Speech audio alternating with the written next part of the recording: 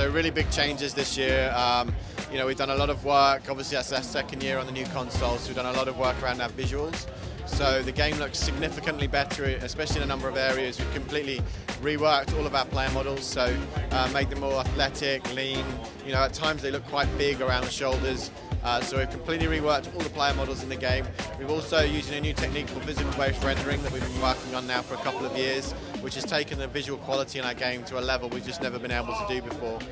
We're also doing little things like tracking all the footsteps in the pitch, so you know how to start to see footprints, slide tackles, you'll see you know, slide marks, you'll even see kits getting dirty, you know, as those things happen.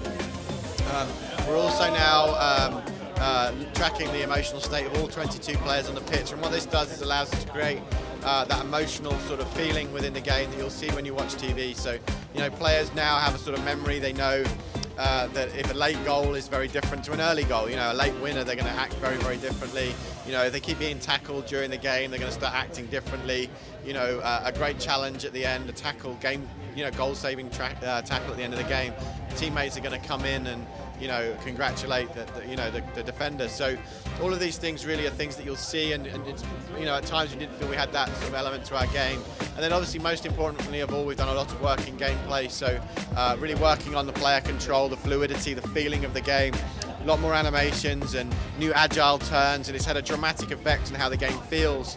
We're also looking at responsiveness around, you know, passing. We've done a lot of work around how the ball physics work on the ground.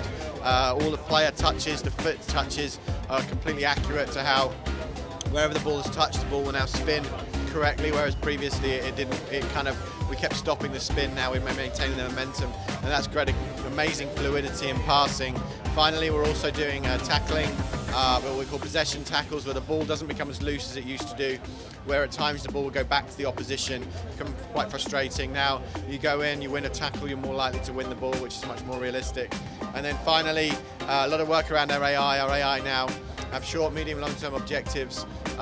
You know, previously they kind of worked on a frame-by-frame basis. Now they know the context of the game. They'll now try and beat defenders if they need to sort of, you know, get scoring opportunities late. Teams will now change their tactics on you, where they'll now go very defensive at the end of the game. They'll kind of, opposingly, they'll try and be more direct if they need a goal. So it's going to feel much more like you're playing a human than the CPU.